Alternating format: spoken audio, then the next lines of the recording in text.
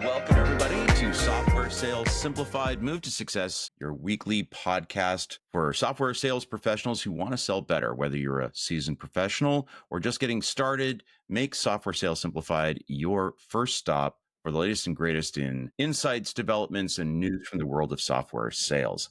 I'm Kevin Donville. I'll be your co-host today, and I'm joined by my good friend and partner in crime, Matt Long. Matt, how you doing today? I'm doing great. How's everyone doing? Doing fantastic. Together, Matt and I have over 50 years of experience in software sales, implementation, and services teams, and we're going to bring that together to you here inside of our podcast today. We've been joined by a wonderful guest, a person that both Matt and I have had the pleasure of working with in the past, Jaiswal. She is going to be joining us and sharing some of her experiences and perspectives on what it means to be a software sales professional these days. But before we go ahead and get into the meat of our session today, just want to remind everybody, if you like what you hear on our show, please take a moment to like, subscribe, follow, and comment on the podcast on whatever platform it is that you're listening to us here today. With that having been said, Janet, thank you so much for joining us. It was a real treat to see that you're going to be able to join us on the call today. How are you doing? Good. Good to see both you and Matt. Thanks for having me. Well, we're really glad to have you. And I know you have a very busy schedule. You're CMO and Global VP of Marketing over at Blueshift. And we've walked a few miles together with some of the past organizations that we've worked with. Take a moment, take the floor, tell everybody a little bit about your background and where you are presently. So I'm Janet Jaiswal. I'm currently leading the marketing function at Blueshift. And Blueshift helps brands to intelligently engage with their customers using AI and real-time data. In terms of background, I've spent my career helping B2B and B2C companies connect with customers more effectively. Right? So that could be launching new categories, building AI solutions, telling better stories. And so I'm excited to share how marketing and sales intersect, right? Especially around storytelling, empathy, and positioning. Yeah, that's an area that both Matt and I are very, very close to. We're big on the concepts of messaging and storytelling and being able to communicate with the prospects about not just what the value of the software is and what it can do, but how that relates to them. So that whole thing about storytelling to make it relatable and empathy so that they understand that you get where they're coming from. Now, when we were kind of talking about how we were going to prep for today, you were mentioning a few topics along those lines that you thought were particularly interesting. And one of them really stood out to me because it's something a lot of people ask us about when we're talking with them, which is with respect to those types of skills and emphasis that you were just talking about. How can software companies like Blueshift that you're working with now, how can they stand out? What makes them different in these almost overcrowded market that we're finding ourselves in these days? Yeah, that's a tough one. And every company wrestles with that. Some are more effective than others. But what I've seen time and time again is that great companies, they don't lead with features. They lead with impact, right? Impact to their prospects, whoever they're targeting. Right. And the best preparation is really aligning your differentiation to real customer pain points, which means you really have to understand your customers and the buyer personas. Right. But when they align those differentiations, they support it also with proof points that show measurable outcomes. Don't just make claims, but show that, hey, you can measure it and here's what comes out of it. So at Blueshift, for example, we position ourselves around enabling smarter customer engagement through AI. So not just faster, but more autonomous, more predictive, more effective. And so that helps us to stand out from all the other customer engagement platforms, which, they all have some form of data management, whether that's a CDP and then, orchestration and activation through a cross-channel marketing platform. So our customer AI is what differentiates us. That's a key thing. I mean, AI is very much obviously a major buzzword today. Security and AI are like the topics you're constantly hearing everybody talking about. And those two industry areas, those verticals are moving extremely fast, right? So when you talk about how do you communicate the value, you want to come in and have those conversations with the customer early. When you're talking about market fit, solution fit, are you sometimes like literally throwing track in front of the train with respect to how you put together that message? Because it's got to be a constantly evolving thing. Yes. Yeah. And so we do test to see what resonates. We're constantly testing, whether that's sales conversations where maybe we'll try a different pitch. And that could be a different pitch deck. It could be the messaging that we provide on the website, right? Because oftentimes it's not what you and I think are right. Let the people who are targeting make that determination. It takes kind of not the ambiguity, but it takes a guesswork out of it. Let the target audience decide what works. Yeah, I have a question. So, we worked with a lot of different marketing organizations at the companies I'm at, right? And it seemed a while ago there was a shift towards just very general statements to the point that you go on three competitors' websites and they're all saying the exact same thing, right? Yep. And I think things have turned a little bit since then, because it's always like, we're going to improve your ROI by maximizing your efficiencies across your sales team to improve revenue. It's like something like that. Just like, yes, everyone does that. I have no idea what you do, right? So can you talk a little bit how maybe messaging from the marketing side has changed? So it's not like these blanket broad statements about strategy and stuff, but very pinpoint in terms of what value we're going to deliver to you. Yeah. And so allow me to expand what I said earlier, where we differentiate ourselves through AI. We don't just say AI because every company says AI, right? Like it's so overused. We go into the details, right? We talk about the components of it. It's predictive AI, it's generative AI, it's agentic. But more importantly, we make sure that the outcomes are prominent, right? Outcomes make the message believable, right? So when we talk about enabling a 300% increase in revenue per campaign or reducing time to campaigns by 80%. We're not selling software, selling success and what that Right. success feels like to our customers who are marketers who are running campaigns. And we back that up with proof points, right? So we show them real outcomes from customers and how their situation is similar, such that they could also relate to and say, oh yeah, I'm in that same situation and they did X, Y, and Z and they got to this. I can get to that, right?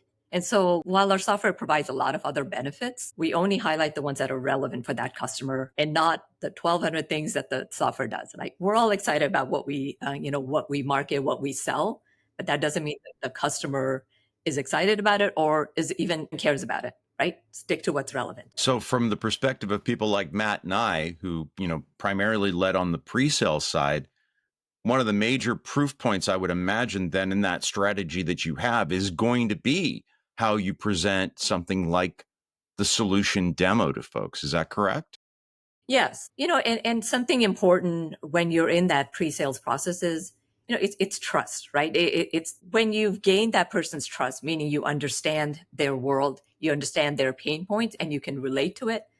That's the moment where that trust happens. If your answer sounds like everyone else's, you've kind of lost the right to a deeper conversation. So it's not just about standing out, it's about being relevant to their priorities. And that really does start way in the beginning, way before they even contact you, right? And it continues when they contact you and you're building up that relationship over time such that it comes to hopefully a happy outcome. How engaged then do you feel that marketing should be, even in today's day and age with how fast everything's moving? How involved does marketing need to be in the collection of data, preparation of data, and then servicing of that data to the sales team as an enabling feature? Yeah, I think it's that partnership is very important. And both parties, the left and the right hand, if you will, have access to different data. And it's important to be able to collect that data and look at it objectively, right? And not just, I've been doing this for 20 years, I know what it is. And it's like, yes, but it doesn't mean that experience is going to be 100% relevant to that situation, right? Of course, we all have experience that we rely on, but let the data do the talking. So on the marketing side, we try to test everything at every step of the way. It's like the adage, trust but verify, right? Like, yeah, I think I got it, but let's just make sure that the customers have that. So, we run surveys, we run A/B tests, we try different messaging, and our partnership with sales is such that they are willing to also trial some different things such that then we're able to say, okay, yeah, this worked, this didn't. And maybe it wasn't the message, maybe it was the delivery. So you look at all those different things and they're all important. Yeah. And how do you kind of convey this kind of approach to the sales team? Because there are some sellers that innately will do this and make sure that they're connecting and there's a sense of empathy, pre-sales people as well in the demo. But, are there messaging that you help convey so that they can actually lead these things at a much more personal level? Yeah. So you're right. Not everybody will agree to doing that testing. So you start small. You start a pilot, like most things, right? Like get a few people that are excited about it, get them to try things out. They'll share the results. And if it comes, if you're talking to sales, another seller is more credible than someone in marketing, right? So it's like, that's cool. That's all right. But have them pilot it, have them share. And soon you'll start to see that adoption because everybody wants to improve. Everybody wants to up their game and do better. And so start small, do a pilot, and then take your learnings and then expand. You don't need to involve everybody right away. Yeah. Do you leverage a lot of like just, video recording or meeting recording technology and things to help with the messaging and cross pollination and things like that? Oh, absolutely. Yeah. And nowadays it's so much easier to do that, right? There's about 1,001 different tools that'll do recording. They'll share the transcript. You can, dump that into an LLM and be able to analyze it. So it's become much easier than it used to be even 10 years ago. Heck, 2 years ago. So yeah, that makes things a lot easier. It helps us to go faster. One of the things that we've had several people on the show talking about strategies around those kinds of recordings, and I'm curious as to your thoughts on this. Do you guys over at your organization utilize calls with not just the sales and marketing teams, but also with the customer success teams who are doing the actual service delivery to the customers? And if you are, what would your advice be to somebody who is maybe considering or on the fence about whether or not to incorporate those kinds of elements in their analysis? Yeah, definitely, right? It's not just sales, it's the post-sales process. And there's a lot of cross-sell, upsell happening with our CSM. So they get the same sort of enablement that we do. If your question is, how do we gain adoption? I think everybody wants to improve, or at least I'm making that assumption. Everybody wants to be more effective. Not everybody will adopt it because maybe their perspective is they've had a bad experience or maybe something didn't work. So we allow that flexibility as well, which is we're going to recommend it, but we're not going to force feed it. For folks that have something else, that's cool. We're going to show you something that we as a company are going to adopt. But ultimately, the results show for themselves. So if they're not seeing the results, they might be more open to it. If they're seeing the results because they have some other method, that's okay as well. No, I think it's really important to have that flexibility for sure, and to be able to adapt. And I think this is the thing that we can do now because there are data points that are easily consumable where we can take those and then pivot quickly as necessary. So I think that's definitely something that's come about more recently. I want to circle back a little bit. You mentioned as a marketer, a lot of times now you're trying to tell a good story. It's about telling stories, conveying that. Could you talk a little bit about what makes up a good story, and what your approach is there? I think it's really around demonstrating understanding of the customer's unique needs and really empathy. And empathy starts, way before the demo, right? It's the research. It's asking what's frustrating your team today. And then it involves tailoring that walkthrough to show, not tell, but to show how you're solving their struggles, right? Great demos rarely go through the features and functionality of a product. They're not going to remember. Here's 12 buttons. It's like they're not going to remember. It's the first time they've seen it. They're overwhelmed. But what they will remember is how that demo that you did, how quickly and easily that customer is able to solve their problem using your product, right? After all, people don't remember the product features and functionality, but they will remember how easy it was, how intuitive it was, and how they were able to get to that end state.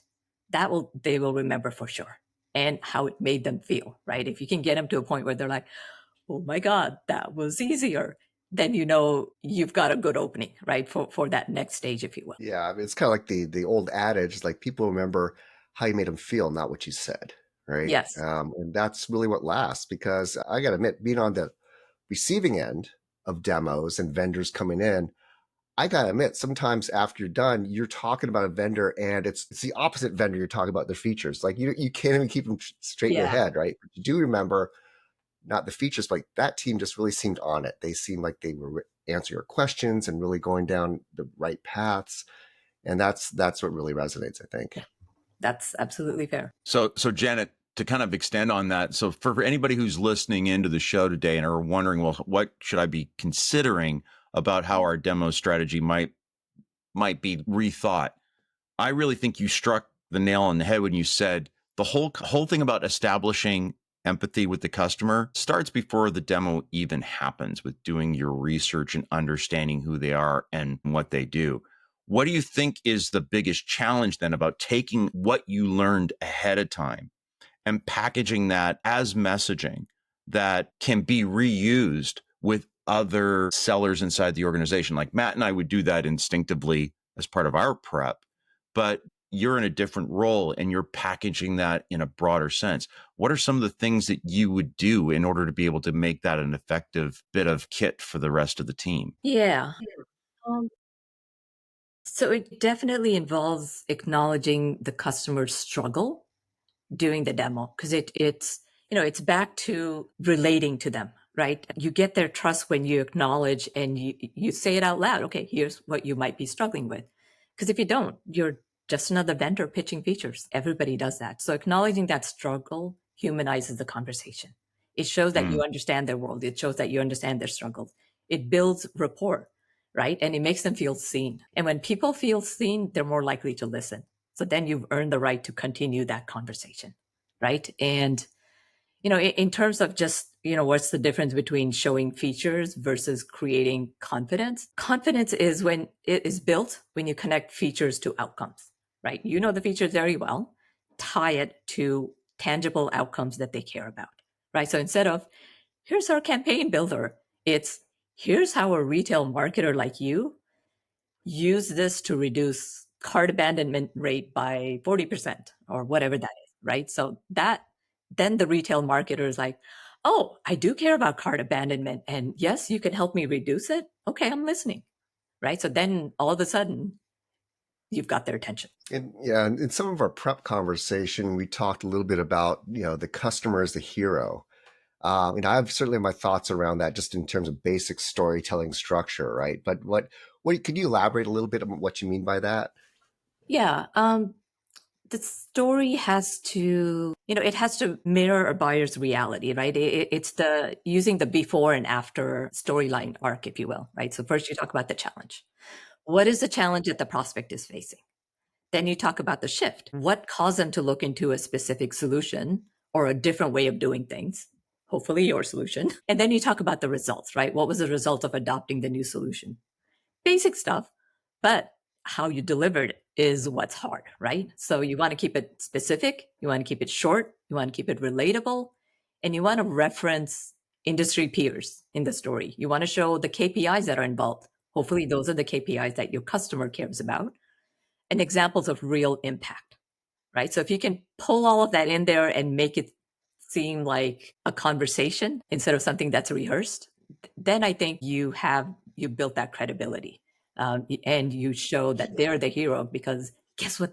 They solved this using or people like them solved this using your solution, and so they feel good. obviously, I mean, wholeheartedly agree with that idea. Storytelling such a much more communicative and effective way of being able to have a conversation with another person, especially in a sales situation. Sadly, a lot of organizations struggle with that. And as they're putting their material together, it becomes this feature function dump, especially with folks that are early in their development stages. What advice would you give them on how to look at what they're really doing critically and how to course correct if they're off the mark with respect to that?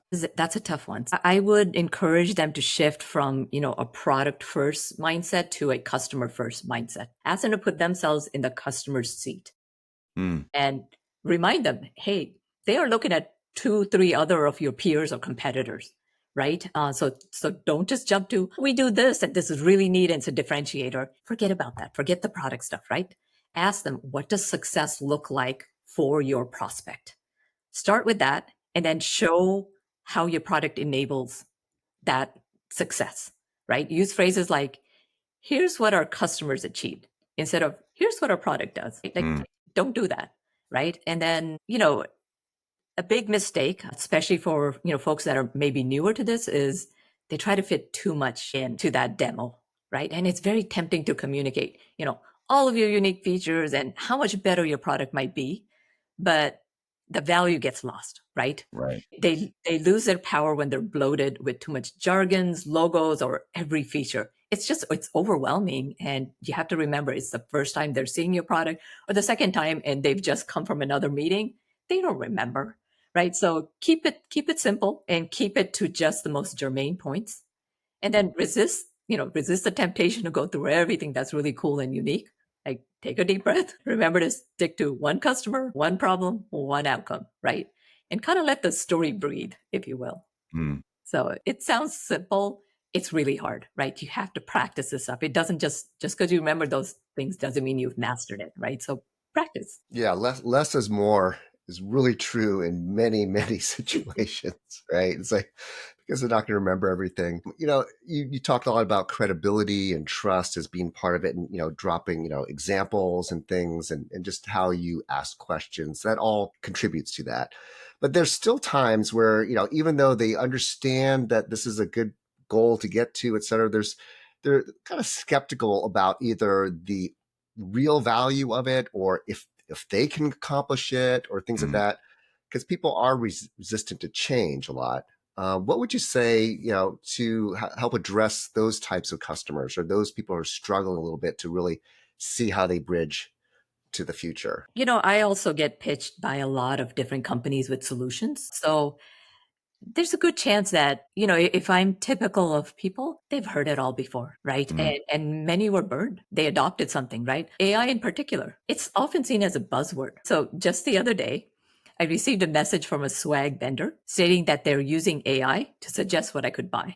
And I was thinking, oh gosh, I really want a human who's been at recent shows, who's seen what's popular to suggest something. I don't want AI, right? But that tells you an example of how everybody is dropping the word AI into their offering, whether it's real or whether it's not.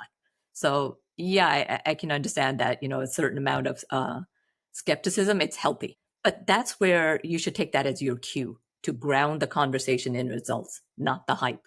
Like AI is nice, but what can it really do for that prospect? And then back to relate it to what they care about and not just, oh, it does this. So in terms of strategies that work to increase that trust and to resist that resistance, if you will, or reduce that resistance, show them what doesn't change as well, right? So for example, like with our solution, we tell them, you don't need a data scientist to use this. We walk them through real world transitions, like, wait, if you adopt this, here's what you can expect in the first 30 days. Here's how others have succeeded that have used this solution, what to avoid. Even if you point out some things that are difficult with your product or things to avoid, they trust you more because they're like, okay, this person is being realistic. They're not saying that the world is perfect once we adopt your solution, that there are some things to think about. And there's some consideration, but this person's going to help me get through that. That I find really helps, and it reduces that resistance because it's not just you sign the contract, we're going to cut and run. It's like, no, we're going to be with you. We're going to be your partner. So I do think that helps. And then the last thing is around the balance between aspirations and kind of grounded in reality, if you will, for your messaging. Aspiration definitely gets attention, but grounded stories wins deals, right? So it's good to say, oh, AI is going to solve the world, but let's make it grounded in reality. Like, well, it's going to help you with these things. And these are the things, hopefully those are the things that the prospect cares the most about. So the sweet spot is kind of showing a bold vision, but power it by tangible and credible steps to get there. You have to be believable. You need to earn that trust by keeping it as real as possible and also pointing out some flaws, right? Again, hopefully those flaws aren't the ones they care about. But if you drop in a nugget here or there, they tend to believe you more because they're like, well, this person's not just painting a picture of this is going to solve world peace. They're saying, well, no, it's not going to solve world peace, but it will solve peace in your little corner of the world. And that's I think that's absolutely critical because, let's face it, in many verticals, to say that the term AI has been used and abused would be generous. It's been a buzzword for a long time, and half the people I think were using it didn't even know what it really meant. So with respect to that, and I agree with you, being painfully honest in some respects with the customers is really critical to get that credibility with them. But at the speed that some organizations are dealing with, like Matt and I are talking with organizations all the time, and some of them are very early on. in their development phase where they haven't even really built a body of customers yet. How does somebody in that stage of development where they don't have a lot of customers they can point back to as proof points, how would they approach that crucible of truth with the customer to come forward saying, here's what's good and here's where things might be wobbly? Yeah, if you don't have many customers, the assumption is that you have at least a few. And most companies that are in their earlier stages usually will have design partners that have agreed to speak to them or speak on their behalf, if you will. So you go off of that, right? Mm. And ideally, those customers are relevant to the ones you're talking to, such that you could share that example. I don't think anything is gained by pretending. You have dozens and dozens of customers that are doing this. Be honest and upfront. It's back to credibility, right? If they believe you and they trust you and you have their best interest in mind, I don't want to overemphasize this, but the rest of the process can be easier once you have that trust. But if you don't have that trust, you don't have a shot. You do not have permission to continue, if you will, right? So it's okay to be real. It's okay to say we have a few, but guess what? These customers have real results, and this is very relevant to you, Mr. or Mrs. Prospect. And let's talk about those. Yeah, one thing that you mentioned that we've talked about on previous podcasts, but I think it's so important that we circle back to it is, as I progressed in my career, having a very clear path about how it's going to be implemented, deployed, and adopted has become so much more critical, because that is the final stages of the journey, if you will. But that is ultimately where you provide the most credibility, because they're like, oh, I see it's done. And being upfront and saying, some of this is going to be hard. Some of this is going to take effort, and it's going to take this amount of effort, and you set that stage. So it's not like, oh yeah, one click button, it's all integrated, you're good to go. It's like, those days are gone. So I really can't emphasize enough, that portion of it, of being, that's where you really become a trusted partner. And when you don't have perhaps all the customer stories and things in the past, helping them know that you have a well thought out way to get them to value can provide that credibility you need. Mm-hmm.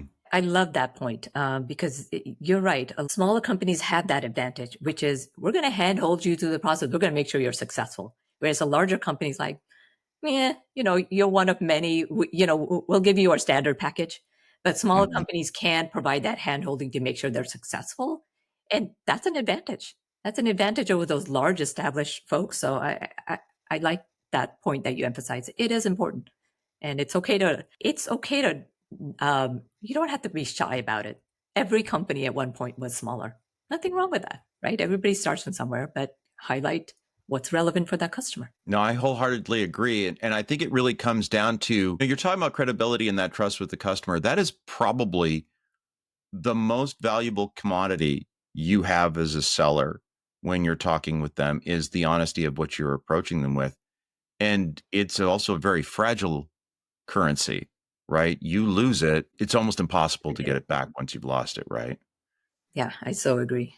Yeah. So with that being said, so obviously we want to sell with integrity, we want to sell with honesty and be frank about where we are, but also aspirational with respect to what we can provide them in terms of solution and where we can get them to. Best laid plans of mice and men. Things don't always work out. You don't always win everything. You win a few and you lose a few. I know that you're really big on the concept of doing the post-mortems, which is kind of a morbid term for it, but the after action report, if you want to use more of a militaristic term, after a deal. Why I have really strong, and Matt does too, really strong opinions about why that's so important, but I'd love to hear your perspective as a marketer on that. Yeah. Win-loss analysis is important. Oftentimes when you win something, it's easy to not realize things have gone wrong, right? Because you're so caught up in oh, we won, so everything I had done must have worked well.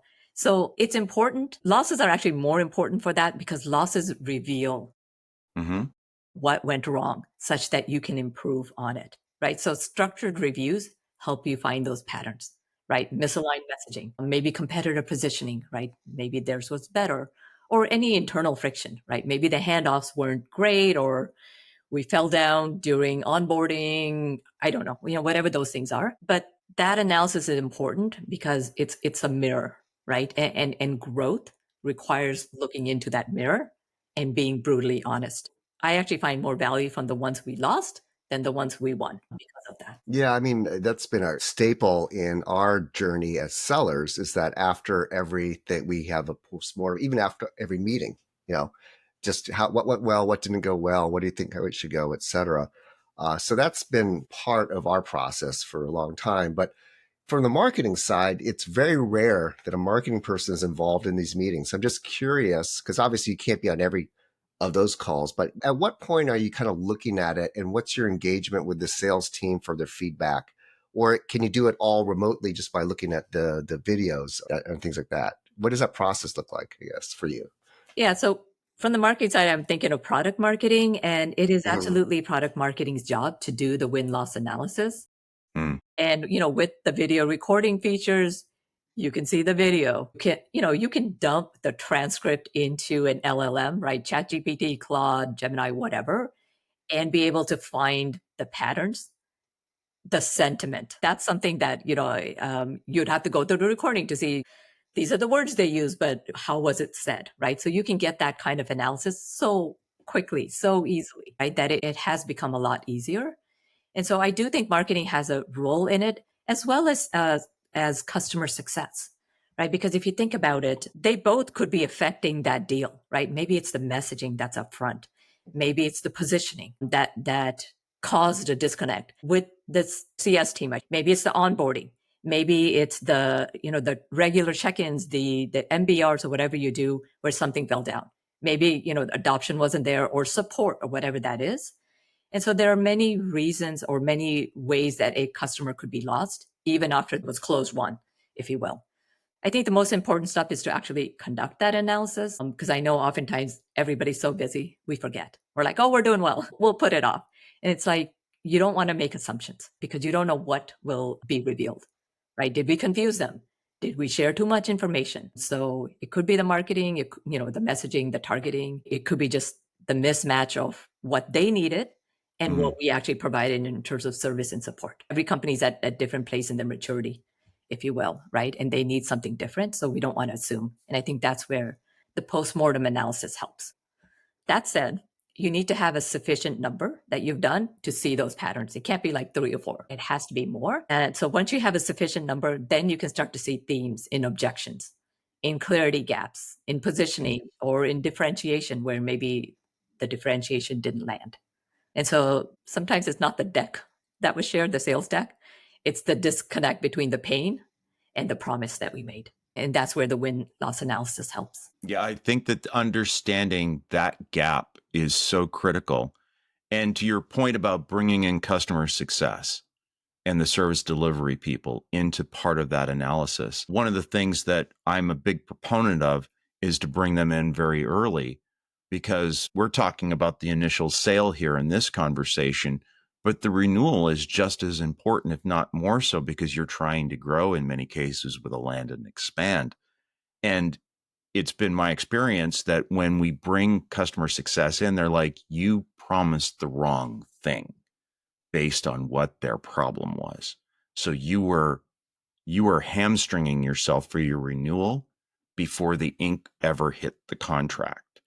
What would you say with organizations, particularly young ones, that are trying to find out and acid test their value? What are some strategies that they can take on trying to really document and understand and validate their value proposition from that perspective? And I know that's a big question. Yeah, it is a big question. There's lots of ways to attack it. That's where I find out that a few trusted customers where they can be honest and frank. If you're able to get their attention, maybe it's through a customer advisory board, or maybe it's just you've built a good relationship, or maybe it's the e-staff meeting with a customer, where they have no agenda. They're like, I just want to hear from you what the experience is.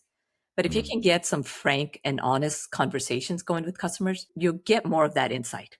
Because mm, sometimes maybe people are too polite or they're too busy or whatever that is. So I find that those are a couple of ways to get that information is earn the trust, get a frank conversation where you tell them, nothing's off the plate. Like we really want to hear and understand, and that might help. I'm sure there are many, many other ways to do this, but that's a tough No, one. I think that's a great one. Getting out there and actually talking to the people who are using the solution and getting them to give it to you with no sugar on it at all, right? Because you can't fix it if they don't tell you. Yep, agreed. Yep. Janet, I would love to keep talking because these are very exciting topics for both Matt and I, but we do have to bring our episode to a close. So before we do that, I wanted to ask if somebody was looking to kind of get into your area, what kind of advice would you give to somebody who maybe is just starting out in your field about how to deal with the kind of changing landscape in the world today? Oh, that's a tall order. But you know what? You start with step one, right? I think we can learn from any experience. And so the main thing is to get started. And then you Mm. start to figure out what you like, what you don't, and what you've learned, and what else you need to learn. And then just kind of continue that path, go to your next role, go to your next company, and collect those kinds of experiences. But really, the biggest advice is just start, right? And it doesn't matter where you start, every experience is relevant. But there's so much happening that it is tough to keep up. And so, definitely get advice from people who've been in your shoes, right? Save yourself some time, right? Like, why learn things the hard way if you're able to cultivate a network, able to read and learn from others, books, podcasts like this one, right? Like, learn from other folks who've been there and who have done that. Might save yourself a little bit of time and heartache. Mentorship and connection, that's what it's all about. There's a lot of great experiences out there, and we won't ever experience them all over the course of our career. So reaching out to those who maybe have seen and done things that we haven't, great advice from that perspective. So if people wanted to reach out and connect with you, Janet, what's the best way for them to do that if they wanted to try and collaborate or get some of your thought? Yeah, real easy. Just go to LinkedIn, look up my first name, last name. So far, no one else appears under Janet Jaiswal. So yeah, just reach out. Happy to help wherever I can. Fantastic. Well, we will include in your bio and a link inside of the description on most of the platforms this is going to be showing on. If anyone wants to click on that, you'll be able to go directly over to Janet and communicate with her. And I can tell you from personal experience, it's always fulfilling, and you will always learn something as a result. So Janet, thank you so much for coming onto the show this week. Really enjoyed it. And I hope that you had a great time here as well. You're welcome. I enjoyed the conversation. So thank you for the fantastic questions. Thank you so much for the fantastic answers. Matt, sir, always great to spend a little bit of time with you virtually online. Anything you'd like to share before we close down for today? Yeah, I'd really appreciate your perspective coming from marketing because most of the people we have on here are in sales. And I got to be honest, in my career, there's a lot of finger pointing back and forth between marketing and sales. Never healthy. No, never happened. But also, I think rightfully so. There was a disconnect for a lot of years between marketing and sales. And I'm glad to see that it's kind of come back around to be more integrated and holistic in terms of really everyone understanding every step of that customer relationship, right? So it's really nice to hear your insights and thoughts around this. So thanks, Janet. You're welcome. No, I wholeheartedly concur with that. And ladies and gentlemen, with that having been said, that brings us to a close on this episode. Please come back and join us next week where we'll have another guest right here on the very same spot. If you would like, please subscribe, like, follow, comment. It does us a world of good on the different algorithms for the platforms we're on. Please take a moment to do that if you don't mind. And if you would like to learn more about the methodology you hear Matt and I talking about on our show, you can go to our website where you find a link where you can purchase your very own copy of our book. But until then, we will see you next week right here on this same channel. And with that having been said, take care. Have a great